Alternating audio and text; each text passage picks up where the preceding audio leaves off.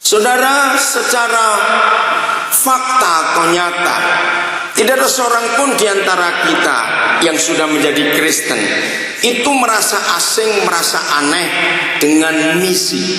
Karena itu dari sejak sekolah minggu kita sudah mendengar tentang misi, tentang misi, tentang misi. Tapi mengapa banyak kita sulit untuk melakukan misi itu? 90 sekian persen gereja Tuhan kalau diajak terlibat dengan misi, alasannya banyak sekali. Nah, alasan yang paling banyak takut memberitakan tentang Yesus itu. Nah, saudara, hari ini kita akan coba mempelajari mengapa kita takut. Saya menemukan fakta ini, tapi kalau saya ungkapkan jangan ada yang marah ya. Terus nanti saya turun mimbar saya dikeroyok, janji ya. Ayo jujur kalau saya tanya, sebagai orang Kristen lebih mudah mana antara kita membicarakan tentang Tuhan Yesus atau kita membicarakan tentang orang lain? Nggak ngaku, awas. Betul? Loh, saya tanyain kok diam saja, kan nggak ada orang aja di sini pagi ini. Saya tanya lagi, secara fakta dalam hidup kita sehari-hari, kita itu lebih mudah ngomongin Tuhan Yesus atau ngomongin orang lain? Nah, itu bertobat artinya. Kalau kita ngomongin orang lain, sampai yang diajak ngomong, cukup ya besok lagi ya. Atau berapa banyak orang bayar telepon sampai jutaan, enggak ngomong tentang Yesus, ngomongin mertuanya, ngomongin iparnya, ngomongin tetangganya, ngomongin teman kerjanya, ngomongin bosnya. Saudara, harusnya gereja bertobat. Mengapa begitu mudah kita membicarakan tentang orang lain? Rasa-rasanya kalau kita sedang membicarakan tentang orang lain, nggak pernah kekurangan bahan, malah seringkali kekurangan waktu. Ngaku ya atau tidak? Nah, kalau ngaku ya kita bertobat. Mengapa kalau kita membicarakan tentang Yesus sulit sekali? Semalam saya sedang menawarkan, ya, tanggal 27 Agustus yang lalu, saudara. Saya harap dia mau hadir, tapi dia belum jawab. Seorang satpam di Central Park. Itu 27 Agustus itu hari Senin. Saya janjian ketemu 2 orang. Ternyata saya kecepatan datang, mereka terlambat. Akhirnya saya lihat SMS saya, ada orang yang perlu untuk saya transfer. Karena dia BNI tabungannya, maka saya cari ATM BNI. Nah, ditunjukkan oleh petugas. Nah, ada 3 ATM BNI di sini. Yang di depannya Carrefour kalau tidak salah, di lantai dasar itu. Nah, saya nggak milih yang apa, ya pokoknya maju aja. Saya ambil yang tengah. Nah, ketika saya sedang ngantri ATM itu, saya melihat ada 2 satpam yang mundar mandir di belakang saya. Nah, kan saya rasa nggak enak. Kenapa mereka ini? Sambil saya transaksi, saya tuh mikir, kalau mereka juga mau pakai ATM, kenapa nggak pakai yang kosong? Ngapain nunggu saya? Nah, terus masih mundar mandir juga. Kebetulan transaksi saya agak banyak, beberapa nomor begitu. Saya mulai bertanya, kalau saya jadi mereka, apa yang ditunggu? Tiba-tiba saya ingat, oh jangan-jangan mereka ngelihat pecahan uang. Saya lihat kiri kanan saya, oh yang di 2 mesin itu pecahan 100 ribuan, yang saya pakai 50 ribuan. Oh mungkin dia nunggu yang 50 ribuan. Akhirnya betul, saya selesai, yang satu maju. Nah, waktu yang satu maju, yang temannya nunggu, saya noleh, saya lihat namanya di dada, Mas Pur. Roh Kudus bicara sesuatu yang kuat, ada impresi. Saya terdorong untuk bicara tentang kehidupan saudara. Ketika temannya sedang transaksi, saya ngomong sambil saya nunggu teman dua yang belum datang itu. Saya langsung panggil namanya, Mas Maskur, kenalkan saya Pendeta Daniel. Saya ngomong begini, gampang saudara untuk bersaksi. Masa sudah berapa lama jadi satpam? Di mana pelatihannya? Saya ngomong gitu dulu. Sampai pembicaraan agak enak, saya tanya, saya ganggu nggak ajak bicara ini? Oh tidak Pak, kami dua sudah selesai tugas. Ini mau pulang istirahat. Nah nanti malam kami balik lagi. Saya cuma bicara tentang kehidupan. Sudah menikah belum? Dia bilang belum. Saya ngomong kalimat ini buat dia tertarik saudara. Apakah Mas Maskur selama hidup akan jadi satpam terus? Ya tidak Pak.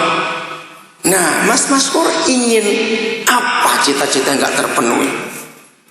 Dia bilang saya tuh ingin bisa jadi pelaut, kerja di kapal pesiar. Karena berapa teman saya yang kerja di kapal pesiar pengalamannya kok bagus. Oke. Lalu pernah gak coba mencari sekolah itu? Dia tertawa gitu. Uang dari mana? Saya langsung bilang, kalau saya kuliahkan, mau tidak? Mendengar kata itu, wajahnya berubah. Serius saya bilang, saya akan sekolahkan. Nah, kan dia tanya. Maka itu saudara, dengar baik-baiknya. Musuh Injil itu bukan setan. Jangan dikit-dikit nyalakan setan. Berbelas kasihanlah kepada mereka sedikit saja. Sebab setan itu nggak usah disalahkan, dari dulu sudah salah. Setuju saya ngomong ini? Yang menjadi penghalang Injil paling besar dan musuh Injil terutama adalah orang Kristen pelit. Catat itu. Musuh Injil bukan setan, tapi orang Kristen pelit. Istri saya jadi saksi, sebagian besar anak-anak kami jadi saksi. Saya ini kalau jalan kemana saja, contohnya kalau ke mall kemana, maaf pengen buang air kecil ke toilet, sudah berapa banyak cleaner di toilet itu yang dijamah Tuhan lewat hidup saya. Dan sudah berapa banyak mereka yang saya sekolahkan. Berapa kali kalau saya masuk ruangan khusus lounge pesawat yang di bandara-bandara, kalau Roh Kudus gerakkan saya untuk ngomong tentang Yesus, baik kepada pelayannya di situ ataupun pada cleanernya, saya akan ngomong saudara. Dan saya mau cerita kepada saudara, bagi yang belum pernah kenal saya dan baru hari ini, pasti saudara timbul pertanyaan, apa semudah itu? Betul saudara. Maka saya bilang jauh lebih mudah bicara tentang Yesus kepada seseorang daripada makan kacang. Makan kacang masih repot, mesti dibuka dulu, dibersihin dulu, dikecapin dulu. Belum lagi kalau giginya lubang, nyangkut ke gigi lagi, bersihin lagi. Maaf saya ngomong ini. Memberitakan Yesus jauh lebih mudah daripada makan. Makan kita masih repot, harus ngambil ini, ngambil itu.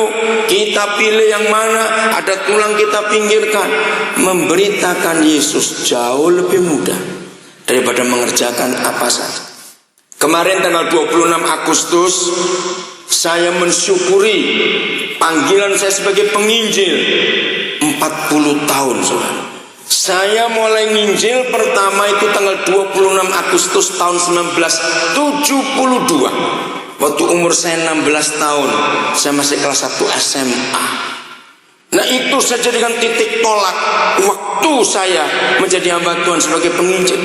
Nah dalam waktu 40 tahun ini saudara, saya mau cerita kepada saudara, saya belum pernah ditolak oleh satu orang pun. Bahkan saya percaya saya nggak akan pernah ditolak oleh satu orang pun tentang Injil itu. Mengapa? Saya kembali dulu ke Mazmur tadi. Karena saya tawarkan dia untuk kuliah, maka timbul pertanyaan, Dalam zaman egois seperti ini, orang baru kenal pertama berani nawarkan kuliah. Dia tanya, mengapa Bapak mau mengkuliahkan saya? Padahal Bapak belum kenal saya dan baru berapa menit ini bicara. Mas Maskur kan orang Islam. Baca di kitab suci Al-Quran, ada pribadi yang namanya Isa. Itu bahasa Al-Quran tentang Yesus Tuhan kita. Nah, Nabi Isa yang saudara sembah, itu yang saya kenal. Dan dia yang menyuruh saya untuk berbuat ini. Lalu saya bicara tentang latar belakang keluarganya semuanya. Saya nggak mengganggu karena mereka akan istirahat. Saya bilang, saya minta nomor telepon. Dia kasih nomor telepon. Maka itu biasakan catat nomor telepon orang, saudara. Untuk kita approach, saya tanya, nanti istirahat jam berapa bangun? Jam 3. Baik, boleh nggak nanti begitu Mas Maskur bangun istirahat, miss call saya atau SMS saya, nanti saya akan telepon. Saudara, malamnya saya ketemu seorang dari Singapura. Dia memang orang laut. Nah, saya nggak sengaja ketemu, saya juga kaget. Nah, terus saya tanya, namanya Thomas. Kamu sekolah pelayaran di mana? Oh, di Cipete. Saya mau nyekolahkan orang. Waduh, ini sudah terlambat. Oke, nggak apa-apa, tahun depan. Saya minta datanya, saudara. Malam itu juga Mas Kur lagi dinas malam dia di Central Park. Saya SMS dia. Saya bilang, saya boleh telepon tidak? Boleh, saya telepon. Bapak sudah dapat sekolahmu. Dia lebih kaget lagi. Pak, kok cepat sekali? Saya bilang begini, Mas Kur, sebagai seorang hamba Tuhan, saya kalau nolong orang saya mau cepat. Tapi masalahnya terlambat. Perkuliahan sudah berjalan, adanya tahun depan. Nah, terus saya tanya gini, Thomas itu saya tanya, apa yang paling cepat untuk dipersiapkan? Bahasa Inggris. Saya cerita kepada Mas, kalau begitu kamu kursus dulu bahasa Inggris. Saya ajari dia bagaimana untuk belajar bahasa Inggris. Saudara, yakinkan diri kita membicarakan tentang Yesus jauh lebih indah, jauh lebih mulia daripada ngomongin orang lain. Semua berkata amin. Nah, yang suka gosip bertobat. Kalau nggak bisa bertobat, jahit mulutnya. Sudah. Jangan marah ya, saya ngomong ini, saya ini kalau ngomong apa adanya. Jadi ketakutan kita bicara tentang Yesus karena konsep yang gereja tidak ajarkan dengan cara sederhana. Tadi dalam pembacaan Alkitab di liturgi dibaca dalam Matius 28. Saya mau tunjukkan rahasia ini kepada saudara. Di antara ribuan ayat di Alkitab, karena ayat Alkitab kita ini berisi ribuan ayat. Di antara ribuan ayat di Alkitab, saudara, semua kita pasti suka, pasti senang kalau Yesus menyatakan diri, aku ini Immanuel. Betul? Tapi pernahkah kita menyadari hanya ada satu janji, aku menyertai kamu sampai kesudahan alam, sampai dunia kiamat, sampai akhir hidupmu. Hanya ada satu ayat, perhatikan ini, yang menjanjikan dia menyertai kita sampai akhir hidup kita. Itu ada di Matius 28 ayat 20. Saudara dan saya tidak akan mengalami penyertaan Tuhan kalau kita tidak memberitakan Injil. Katakan amin. Satu-satunya ayat yang memberitahukan kepada kita kapan Yesus Tuhan yang disebut Immanuel itu betul-betul jadi Immanuel buat kita dan menyatakan diri, aku akan menyertai kamu sampai akhir zaman. Saya ulangi lagi, hanya satu hal kalau kita buat, yaitu beritakan Injil.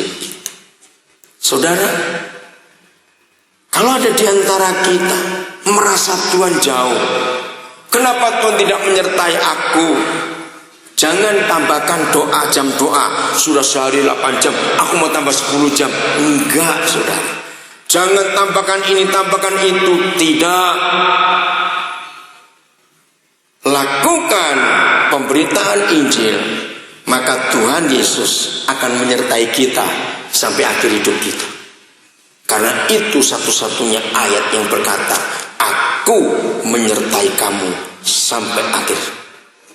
Jadi kalau kita tidak memberitakan Injil, berarti Tuhan Yesus tidak bisa menyertai kita. Ketika majelis menghubungi saya untuk minta ayat yang akan saya khotbahkan dalam minggu terakhir di bulan misi ini, maka saya sebutkan di 1 Korintus 9. Paulus menyatakan, celakalah aku kalau aku tidak memberitakan Injil. Satu-satunya hak yang membuat hidup orang Kristen celaka bukan karena dia nggak punya asuransi, bukan karena dia orang miskin, bukan karena hidupnya kacau. Tidak. Firman Tuhan menuliskan di 1 Korintus 9, satu-satunya yang membuat kita celaka ketika kita tidak memberitakan Injil. Nah, saya kan gabung 2 ayat ini. Coba saudara sebutkan dengan 1 kata saja. Kalau ada orang Kristen tidak disertai Tuhan dan hidupnya celaka, apa kata yang paling cocok untuk orang seperti itu? Tuhan Yesus tidak menyertai, sudah enggak disertai Tuhan, celaka lagi. Kalau saya pakai bahasa Indonesia, istilah bahasa Indonesia, sudah jatuh ketimpa tangga, tangganya tangga besi, belum sempat bangun, anjing rabies datang gigit, wah celaka sudah. Hidup yang seperti itu akan nggak tahu mau jadi apa. Jadi kalau ada orang-orang Kristen yang seringkali mengeluh, seringkali protes, Tuhan kenapa hidupku seperti ini? Ada apa dengan aku? Jangan cari guamia, jangan cari peramal, jangan cari paranormal. Bertobat dengan firman yang kita baru dengar. Berarti kalau hidupku miserable, kacau seperti ini, aku sedang jadi orang celaka dan Yesus Tuhan tidak menyertai aku karena aku tidak memberitakan Injil. Tanggal 28 Agustusnya hari Selasa, saya ke Bali. 2 hari saya pelayanan di penjara Kerobokan. Nah, dengar penjara itu, penjara yang paling terkenal di Indonesia karena sering masuk TV penjara itu. Karena banyak orang Australia ditahan di situ. Kenapa saya ke Kerobokan? Kalau saudara pernah ikuti cerita 9 orang Australia, yang 2 dihukum mati, divonis mati tapi belum dieksekusi, yang 7 ada yang dihukum seumur hidup dan 20 tahun karena mereka ber-9 membawa 2,8 kilo heroin dari Australia. Nah, satu di antara 2 yang dihukum mati namanya Andrew Chuck. Tahun yang lalu dia bunuh diri karena dia nggak tahan hidup di situ. Waktu dia sudah gantung diri, Tuhan Yesus datang, nggak jadi mati. Nah, sejak hari itu sampai kemarin 28-29 saya bertemu dia. Dia jadi penginjil hebat dalam penjara. Gara-gara dia 4 orang Islam dalam penjara sudah dibaptis, 3 orang Hindu percaya Yesus. Waktu saya ketemu dia, nggak nampak wajah yang takut mau dihukum mati, ceria. Saudara, gempar. Mereka mengalami lawatan Tuhan. Dahsyat sekali kasih Tuhan. Saya bertemu dengan narapidana yang lain. Karena setiap hari 2 sesi. pelayanan saya, ada jam istirahat makan siang, saya duduk bersama dengan mereka. Saudara, saya mau cerita ini. Salah satu hobi saya adalah beli rumah. Selama saya jadi hamba Tuhan, mungkin sudah, saya nggak berani hitung tepat. Saya takut sombong biar kemuliaan bagi Tuhan. Tapi yang ngurusin sertifikat rumah-rumah yang saya beli, itu lebih dari 50 rumah saya sudah beli selama saya jadi penginjil di banyak kota. Mungkin saudara heran kenapa saya beli banyak rumah. Dan yang luar biasa, nggak ada satupun yang atas nama saya yang saya beli itu. Saya nggak takut orang mau nipu, urusan dia dengan Tuhan. Kalau mereka nipu, bukan nipu saya, nipu Tuhan, karena itu uang Tuhan. Untuk apa saya beli banyak rumah di banyak kota? Nah, tema ini menarik. Giat memberitakan Injil dan membangun rumah Tuhan. Saya pakai konsep Alkitab, khususnya hidup Yesus. Kalau saudara baca dengan baik pelayanan Tuhan Yesus, kalau disimpulkan dengan satu kata, satu kalimat, cuma begini: Tuhan Yesus selalu membuat orang bisa berkata pulang, pulang, feel at home. Nah, itu yang saya pakai. Rumah-rumah yang saya beli di beberapa provinsi di Indonesia ini, kami nggak tinggal, saudara. Orang lain yang tinggal. Dan gak ada satupun rumah yang saya kontrakkan. Sebagian besar, kalau saya pelayanan ke penjara-penjara, ini masalahnya. Apa sih bedanya orang pulang rumah sakit dan pulang penjara dari penjara? Tahu nggak bedanya? Kalau orang pulang dari rumah sakit, disambut, karena nggak jadi mati hidup lagi. Kalau orang keluar dari penjara, 80% lebih keluarga malu menerima dia. Nah, itu yang saya buat. Saya bangun rumah Tuhan bukan dalam bentuk gedung gereja.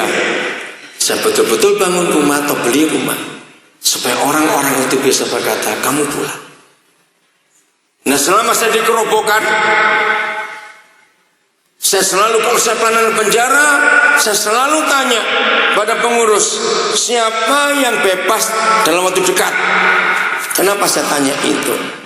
Saya langsung tawarkan mereka, kamu pulang ke rumahku, ada rumah, tinggal di situ sambil kamu dapat kerjaan. Dan di setiap rumah yang saya beli ada mentor-mentor yang tinggal di situ, termasuk anak-anak jalanan yang nggak punya rumah, ayo datang. Nah, selama saya di Kerobokan sampai bulan Desember nanti ada 3 yang akan bebas. Dari September ini ada, lalu November, Oktober kosong, dan Desember 1. Saya bilang, kamu pulang. Di Bali kami ada rumah.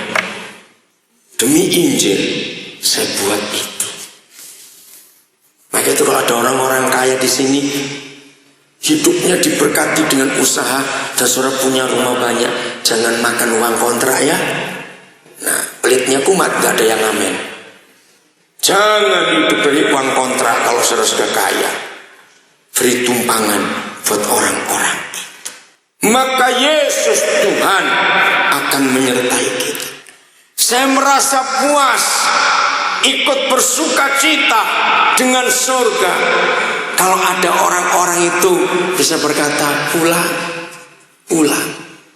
Di kota-kota yang gak ada rumah, saya belum beli rumah di kota-kota itu, saya cari tempat kos dan saya bayar tempat kos itu supaya orang itu bisa berkata pulang, karena itu hati Tuhan Yesus.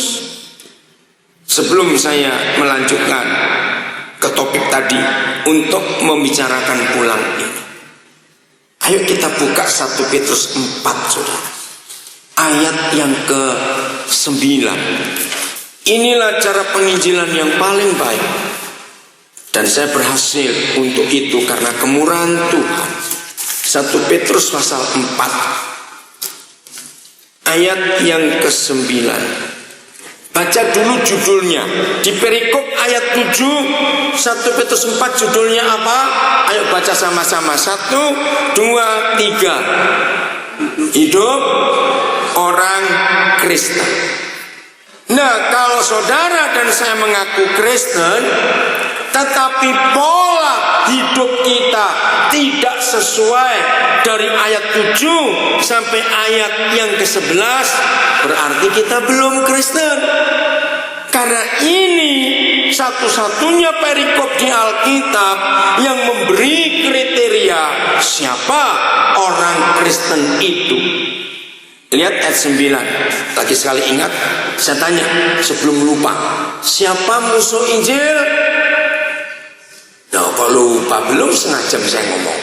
Siapa musuh Injil? Yang kencang, supaya pelit-pelit dengar itu. 1, saya tanya lagi, siapa musuh Injil? Nah, orang pelit itu musuh Injil. Ayat 9. Berilah tumpangan. Berapa orang? Untuk berapa orang? Salah, jangan dibaca apa ayatnya itu. Simpulkan dengan satu kata. Berapa orang? Kalau disebut seorang akan yang lain, itu berapa orang? Semua orang. Saya baca lagi.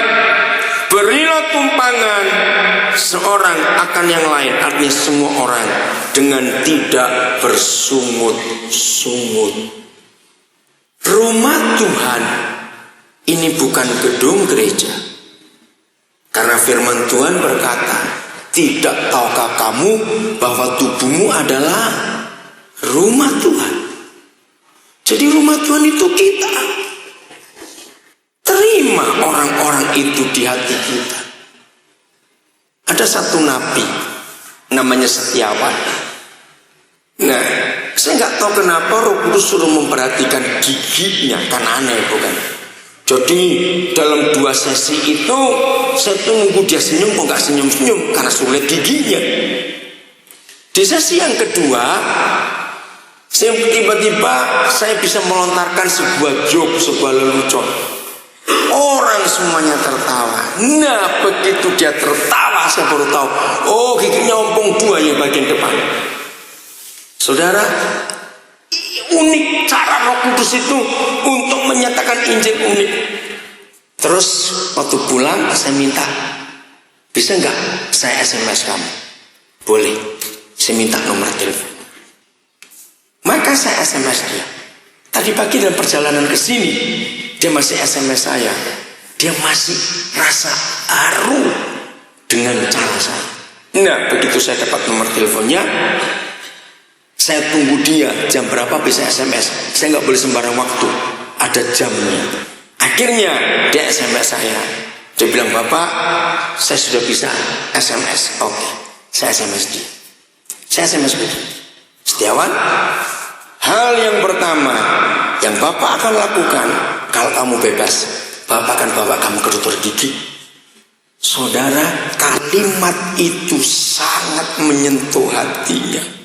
Hanya masalah gigi, dia merasa diperhatikan luar biasa. Menginjil itu nggak bicara doktrin, tidak bicara teologi, tapi bicara kasih. Katakan amin. Saya ulangi lagi. Menginjil tidak bicara doktrin, tidak bicara teologi, tapi bicara kasih. Dan saya serius, kalau dia bebas, dia yang bebas bulan November nanti, saya akan urus giginya. Dia merasa diperhatikan luar biasa. Saudara, memberi tumpangan itu ada 2. 1, memberi tumpangan di rumah kita. Maka itu saya beli banyak rumah gara-gara ayat ini. Rumah yang saya beli di Gorontalo itu sudah sangat dikenal oleh orang-orang dari penjara untuk mereka ditampung. Hari-hari ini saya lagi tawar rumah di Bengkayang. Ada orang Kuntian di sini. Bengkayang itu Kalimantan Barat. Ada ruko yang saya tawar, masih mahal. Kenapa? Karena pelayanan saya di penjara Bengkayang. Sudah banyak yang keluar dan mereka perlu tempat. Saya sedang tawar rumah di luar kota Singkawang. Kalau ada orang Singkawang ke arah Monterado, cukup besar milik polisi. Saya sedang tawar rumah itu. Saya mau beri tumpangan buat banyak orang demi Injil. Tumpangan yang kedua itu dalam hati. Nah, ini yang luar biasa. Karena hidup kita ini, tubuh kita ini rumah Tuhan. Berarti kita harus membuka rumah Tuhan untuk semua orang yang boleh yang mau datang. Di antara teman-teman saya pendeta, mereka itu punya banyak julukan untuk saya. Salah satu yang saya ajarkan, dengar baik-baik. Maling yang masuk ke rumah saya nggak akan teriak maling, maling. Itu kejam dan jahat, saudara. Cari jiwa itu susah. Ini datang sendiri. Sambutlah maling itu. Nah, yang pelit pasti takut. Saya sambut maling-maling itu. Saya akan ajari soal hidup. Jadi kalau saya ketemu orang, saya akan buat itu. Beri tumpangan di hati. Rumah kita akan terbatas kapasitasnya. Rumah hati tidak terbatas kapasitasnya. Betul? Sudah percaya di hati kita bisa terima 2 juta orang? Betul? Mau 4 juta silakan. Terima, beri tumpangan di hati. Mudah-mudahan Mas Nur mau datang nanti yang jam 5. Saya lagi nego dengan dia untuk saya tunjukkan kepada saudara. Maaf saya cerita ini. Kalau saudara bayangkan saya sudah 40 tahun melayani. Sekian puluh negara kami sudah kunjungi dalam pelayanan. Rumah begitu banyak Tuhan bisa beli untuk saya. Tapi saya ini tidak punya mobil sampai hari ini. Saya tidak pengen beli mobil, saudara. Bukan saya nggak bisa beli. Kenapa saya nggak mau beli mobil? Demi Injil. Saya pesen naik taksi, naik angkot. Demi Injil. Oke, itu nanti ya. Kalau ketemu di surga, ingatkan saya. Saya akan kenalkan banyak sopir taksi kepada saudara. Serius. Di kontak saya, handphone saya, itu yang paling banyak itu sopir taksi, cleaner, orang-orang di jalan itu paling banyak. Sebab saya masih urusan dengan mereka sampai hari ini. Saya urus sampai anak-anak mereka. Di Nusa Kambangan ada 6 penjara di sana. Saya kalau pelayanan ke sana gak cuma khotbah. Di antara semua pelayanan saya di penjara, saya bilang kepada mereka, kalau bapaknya salah dan di penjara, saya nggak ingin anak-anak mereka hancur masa depannya. Banyak gereja punya pelayanan di penjara, maaf, cuma sekedar khotbah saja. Saya tidak hanya khotbah, saya menyekolahkan anak-anak narapidana. Karena saya nggak ingin mereka ikut hancur. Biar kalau bapakmu salah, biar bapak yang salah. Tapi kamu jangan ikut salah. Ayo kamu sekolah. Waktu saya biayai sekolah mereka, hati mereka terbuka untuk Injil. Saya cerita tentang kasih Yesus. Berapa waktu yang lalu, saudara, ini kisah nyata. Kalau saudara baca 2 Timotius 3 ayat 1 sampai 8. Tapi baca ayat 1 dan 2 saja. Catatnya 2 Timotius 3. Paulus adalah satu-satunya orang di dunia ini, dengar ya, satu-satunya orang di dunia ini yang menuliskan apa kondisi manusia akhir zaman. Itu 2 Timotius 3. Dikatakan 2 hal. Yang pertama, ada banyak tulisan ciri-ciri orang akhir zaman. Paulus berkata, 1, cinta dirinya sendiri. 2, jadi hamba uang. Dan itu betul. Lihat kondisi manusia akhir zaman. Kesimpulannya egois, nggak peduli dengan orang lain. Maka itu hari-hari ini kita pergi kemana saja, maka kata-kata yang umum kita dengar adalah I don't care, aku nggak peduli, itu urusanmu.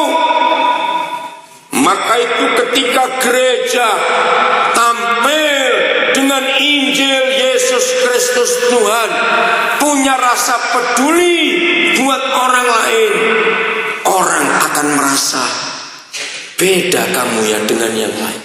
I do care. Pagi itu kami dengan pesawat Batavia turun dari Pontianak ke Cengkareng. Kami bertujuh, saya dengan 6 orang anggota tim. Kami berangkat dari Kabupaten Landak.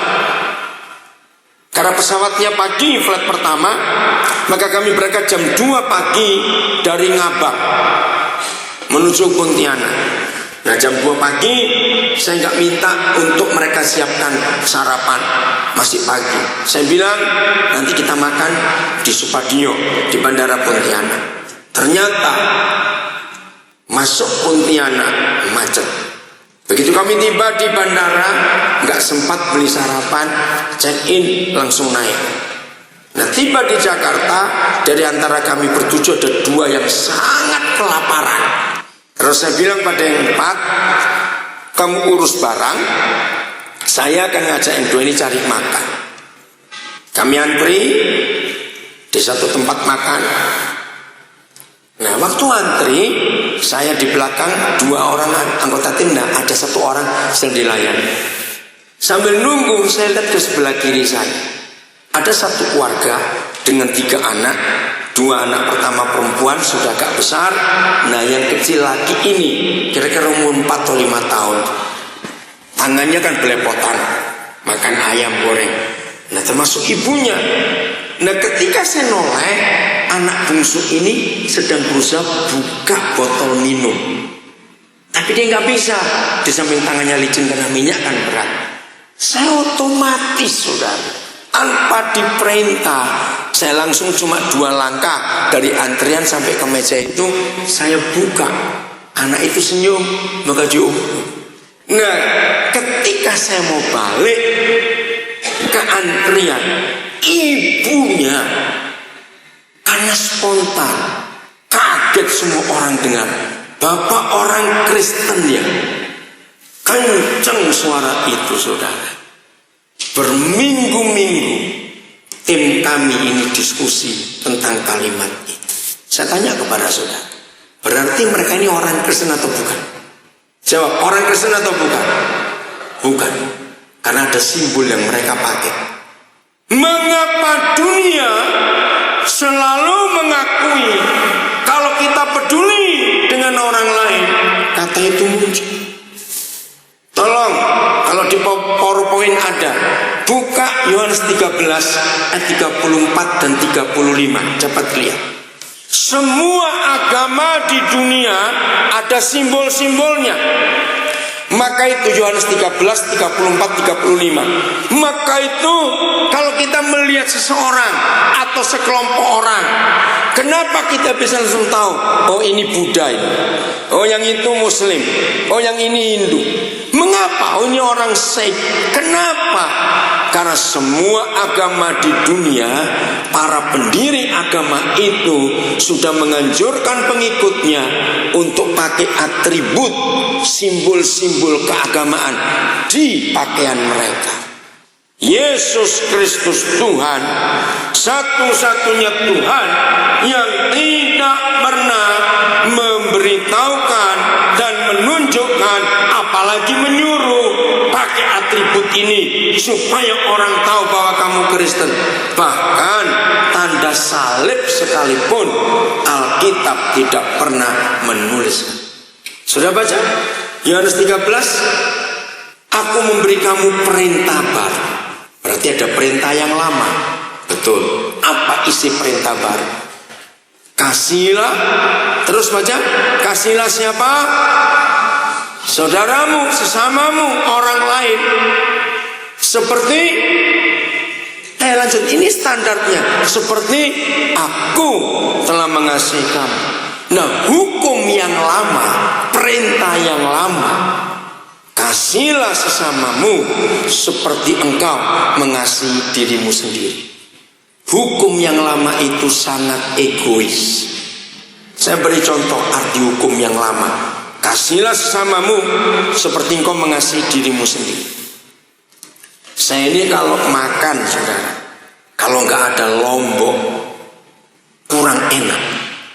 Nah, kalau saya pakai hukum yang lama, maka semua orang, termasuk istri saya yang saya kasih, saya akan paksa mereka untuk makan lombok sebanyak saya makan, karena itu cara saya mengasihi diri saya.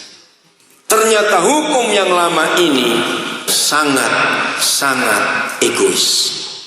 Yesus Tuhan datang, dia memberi hukum baru.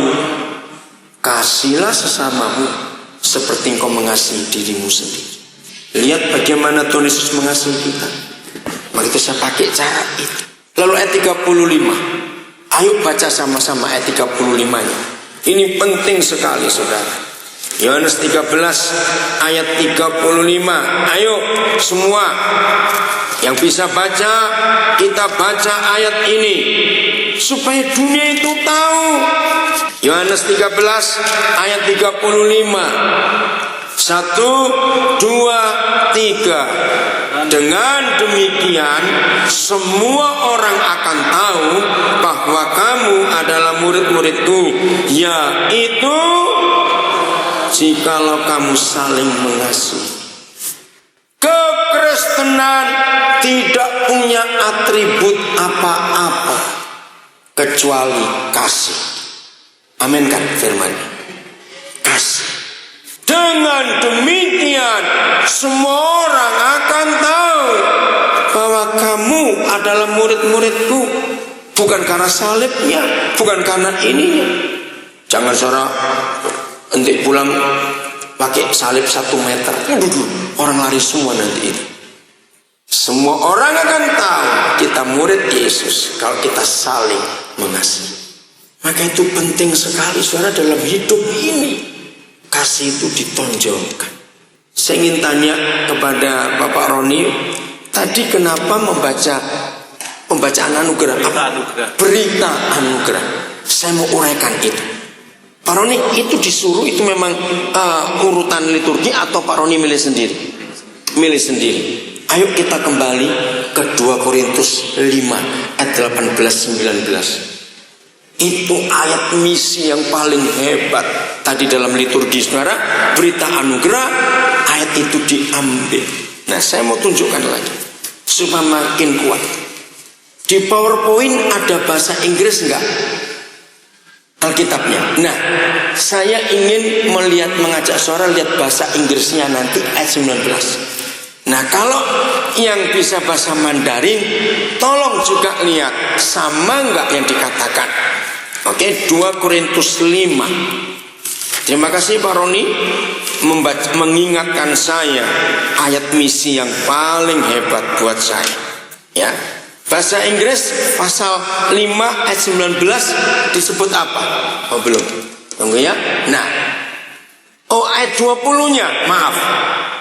Now then we are apa? Ambassadors for Christ. Duta besar. Mandarin apa? Sama juga? Tolong, yang bawa Alkitab bahasa Mandarin ada kata ambasador, duta besar, tidak? Oke. Nah, inilah penginjilan, bahwa gereja itu duta besar surga di dunia. Saudara tahu tugas duta besar? Mewakili negara di negara lain.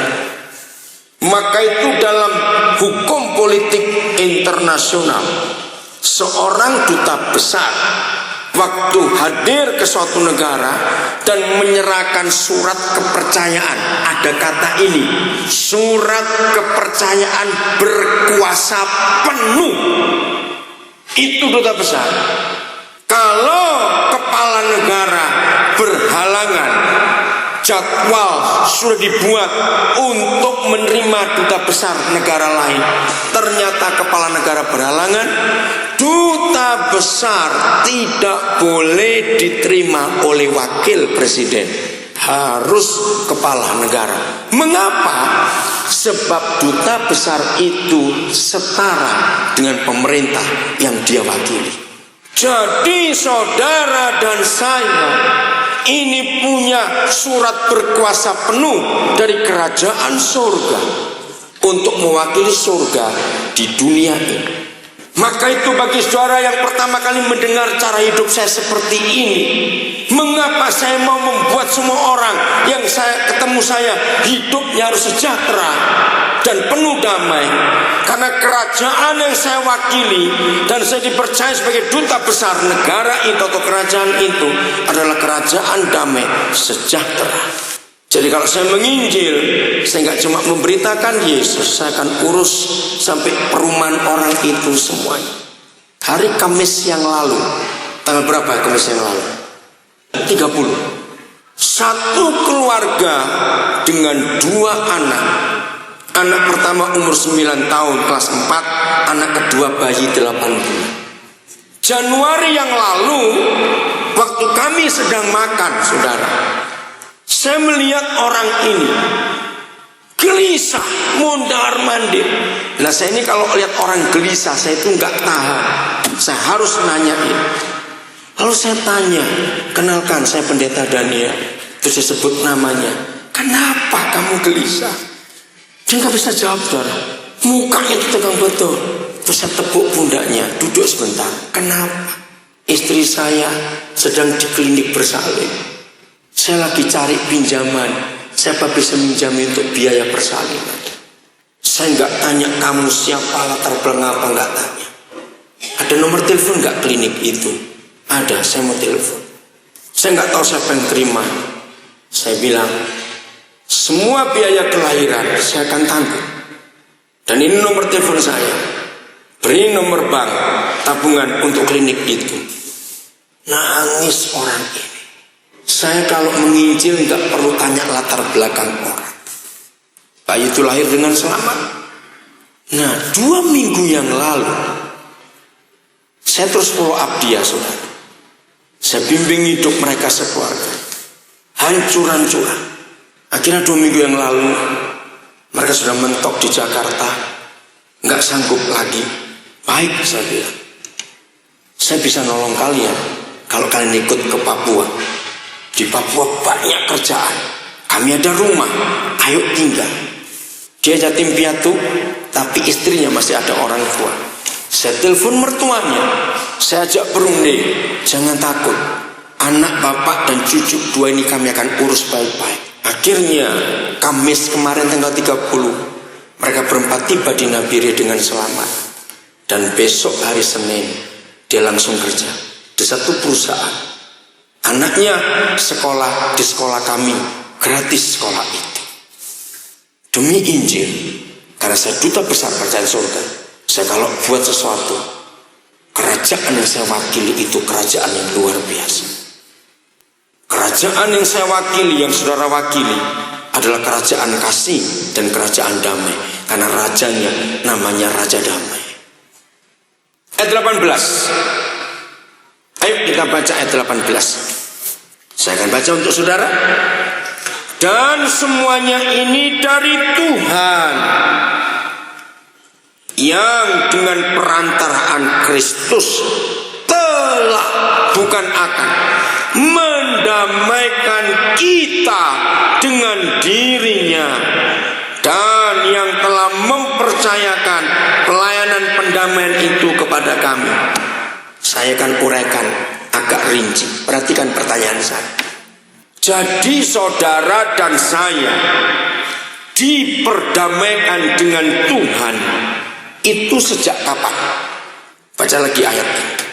Kapan Yesus mendamaikan manusia berdosa termasuk kita di sini hari ini dengan Bapa di surga itu kapan? Ayo, ini pertanyaan penting. Kalau saudara nggak bisa jawab, maka rahasia nggak akan keluar. Kapan? Karena ada kata telah. Kristus, yang dengan perantaraan Kristus telah mendamaikan kita dengan dirinya. Itu kapan Yesus mendamaikan kita? Waktu dia disalib. Nah, ini rahasia. Waktu dia disalib, kita di mana? Pasar Baru aja belum jadi. Maka begini kalimat yang saya temukan. Saya menulis status saya di BlackBerry saya. Ampunilah setiap orang sebelum mereka bersalah kepada kita. Aneh, belum salah kok diampuni. Itulah Tuhan Yesus. Waktu dia mengampuni kita, kita ini belum lahir. Bahkan kongconya kita aja belum lahir. Tetapi Yesus sudah mendamaikan kita dengan Tuhan. Maka itu orang-orang yang menipu saya, yang memfitnah saya, yang menyalahi saya gampang untuk mengampuni. Sebab saya pakai Rom 2 Korintus 5:18. Saudara, kalau gereja menggunakan hukum kasih ini, semua orang yang bersalah kepada kita begitu der salah, terus kita senyum, orang itu kaget. Duh, kenapa kamu bisa begitu? Ya karena aku mengampuni kamu sebelum kejadian ini jadi. Kira-kira dunia memuji Tuhan Yesus enggak? Yang begitu hebat kasih. Maka itu menginjil itu tidak sulit. Sebab kita duta besar kerajaan surga di dunia. Ayat terakhir. Saya kembali ke yang pertama tadi. Mengapa orang Kristen lebih senang gosip, lebih mudah gosip daripada memberitakan Yesus? Anak-anak yang kalian umurnya baru 20-an, di antara 20-an sampai 20-an pertengahan, orang-orang tua perhatikan.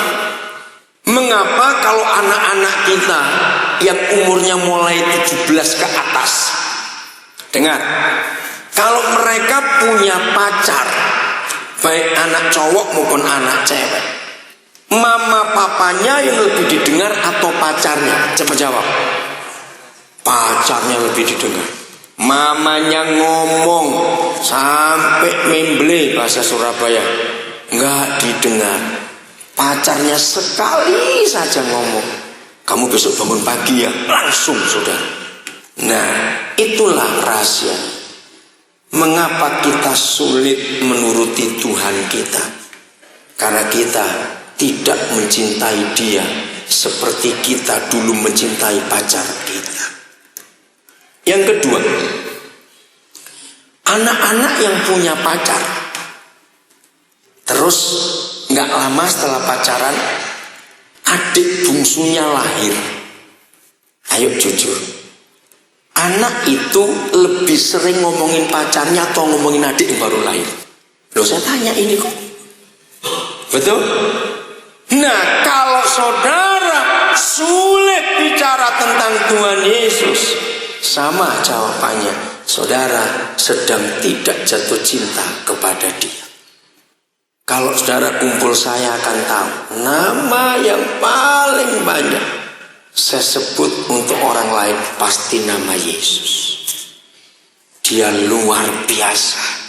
1 Korintus 2 ayat 2. 1 Korintus 2 ayat 2. Nah ini loh, yang suka gosip bertobat hari ini dalam nama Yesus. Ayo beritakan Injil itu. 1 Korintus 2 ayat 2. Sebab aku telah, bukan akan.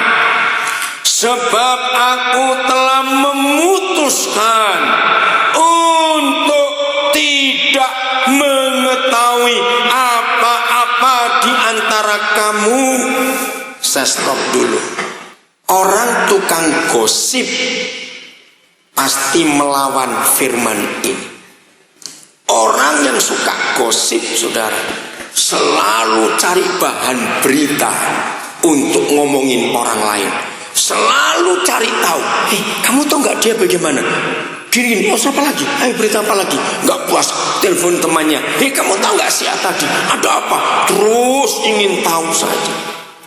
Akhirnya orang Kristen seperti itu jadi pemberitanya neraka bukan pemberita kabar baik, karena suka ngurusin orang.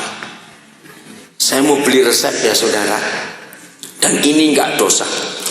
Kalau ada orang ngajak saudara bicara begini, kalau tukang gosip, waduh senangnya luar biasa. Sini, aku beritahu kamu ya, tapi jangan kasih tahu orang lain. Wah, tukang gosip kalau dengar itu senang. Ayo mojok. Nah, mulai hari ini saya beritahu saudara, kalau ada orang ngajak ngomong saudara dengan tambahan, tapi janji ya, jangan beritahu orang lain. Saya ajari, lepas sepatumu, pukul 17 kali mulutnya, dan saudara tidak dosa. Loh, kok kejam sekali? Benar saudara, ini tukang gosip ini harus bertobat. Mengapa kita bisa pukul mulut orang itu pakai sepatu sampai 17 kali? Saya nggak tahu jadi apa itu, saya nggak tahu. Kenapa tidak dosa? Karena orang itu menghina Tuhan. Loh, urusannya apa menghina Tuhan? Nah, ini yang suka kulaan gosip pasti bingung. Nah, ini supaya nggak bodoh lagi mulai hari ini ya. Kalau ada orang ngajak seorang ngomong, aku beritahu kamu, tapi jangan kasih tahu orang lain. Berarti saudara nggak dianggap orang. Yang nggak boleh tahu itu cuma orang. Jadi ini monyet. Loh, betul tidak? Kenapa kok baru mikir sekarang? Telat sekali mikirnya. Loh, betul tidak? Cepat jawab. Aku beritahu kamu ya, tapi jangan kasih tahu orang lain.